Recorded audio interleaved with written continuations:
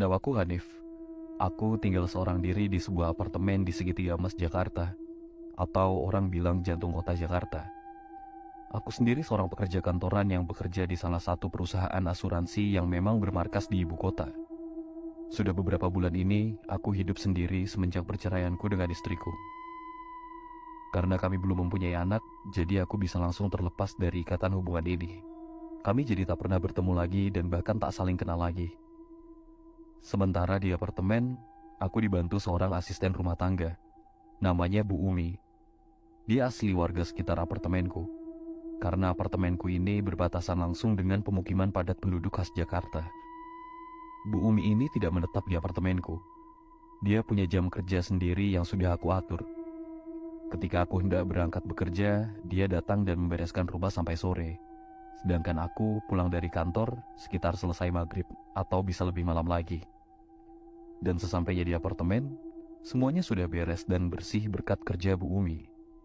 Jadi aku bisa langsung bersantai dan istirahat.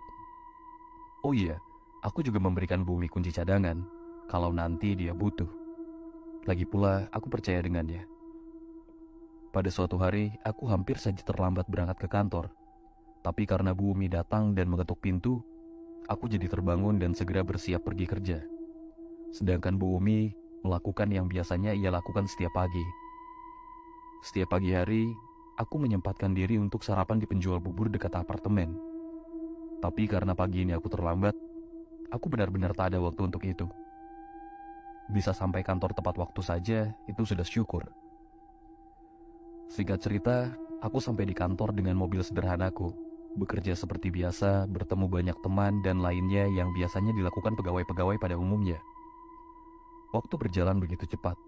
Ketika aku di kantor, tak terasa setelah hampir seharian bekerja dan 2 kali istirahat, tibalah aku di ujung hari. Sekitar pukul 6 sore, aku keluar kantor menuju mobilku dan mulai mengemudi pulang. Sebenarnya pulang di waktu maghrib seperti ini adalah hal yang paling aku benci, karena jalan selalu macet di jam-jam ini. Padahal kalau tidak macet, perjalanan tak akan memakan waktu lebih dari 15 menit. Karena macet, perjalananku yang sebenarnya dekat ini pun memakan waktu kurang lebih 40 menit. Aku sampai dan memarkirkan mobilku di basement. Kemudian berjalan ke lift untuk naik ke lantai 9, lantai di mana aku tinggal. Aku sendiri di dalam lift, dan sampai lorong pun aku sendiri. Lorong begitu sepi dan hening. Hanya ada aku dan suara langkahku. Ditambah suara kunci yang berputar di lubang pintu. Aku segera masuk dan langsung mengambil segelas air di dapur, kemudian meminumnya. Namun ada yang janggal saat maghrib itu. Aku lihat Bu Umi belum pulang dan sedang menyetrika di salah satu kamar kosong di apartemenku. Karena pintunya dibuka, aku jadi bisa melihatnya. Aku pun mendekat dan bermaksud menyapa. Waktu itu Bu Umi posisinya membelakangiku, kepalanya menunduk sambil fokus menyetrika bajuku. Kan bisa besok pagi Bu, Ibu pulang aja, kataku pada Bu Umi. Enggak Mas, sekarang aja deh, lagi malas pulang cepet, jawab Bu Umi.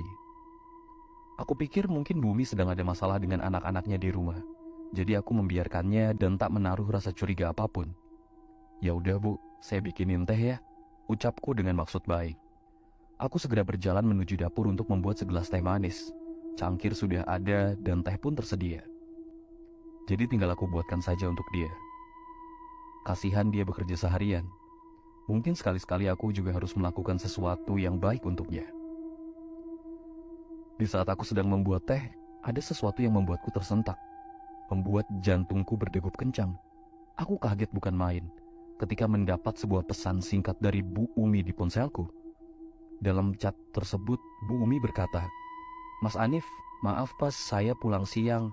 Mohon maaf mas, hari ini saya nggak bisa lama-lama." Begitu ucapnya dalam pesan. Jadi Bu Umi sudah pulang sejak siang hari tadi.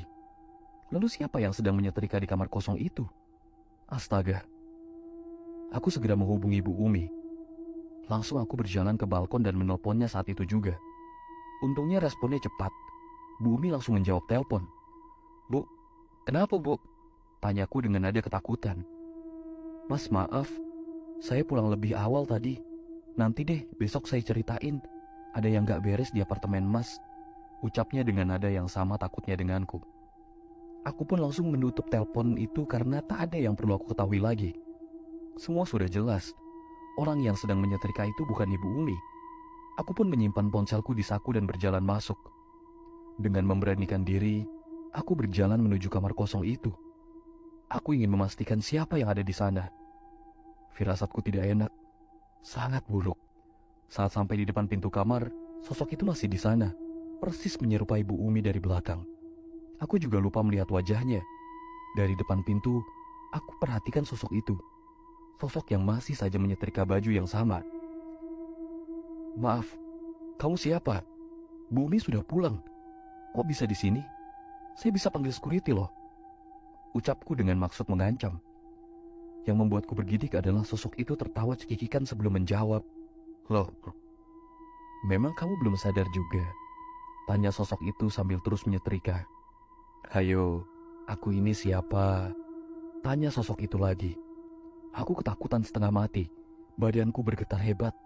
Ingin rasanya aku lari, tapi entah kenapa mataku rasanya ingin melihat sosok itu. Kemudian sosok itu menoleh, kemudian berdiri di hadapanku, memperlihatkan wajahnya yang rata tanpa mata, hidung dan mulut. Benar-benar rata. Aku pun segera lari sambil berteriak saking takutnya. Aku tinggalkan apartemen. Langsung aku lari ke lift untuk turun ke lantai bawah. Selama di lift tak henti-henti aku istighfar. Astaga, sosok apa yang baru saja aku lihat? Makhluk halus. Kenapa ada di apartemenku? Gara-gara kejadian itu, aku tak tidur di apartemen malam itu. Aku terpaksa tidur di rumah orang tua di Bekasi yang lumayan jauh jaraknya. Keesokan harinya, aku berangkat kerja seperti biasa. Bu Umi kusuruh untuk tidak datang ke apartemenku karena aku sedang tidak ada di sana. Setelah pulang kerja, aku berkunjung ke rumah Bu Umi. Aku ceritakan apa yang aku alami kemarin. Dan ternyata Bu Umi pun mengalami hal yang sama. Itulah alasan kenapa Bu Umi pulang lebih cepat. Bu Umi bilang kalau makhluk itu menyerupai aku. Namun setelah menoleh, wajahnya rata. Setelah aku dan keluargaku menggelar pengajian kecil di apartemen, barulah aku berani lagi menempati apartemen itu.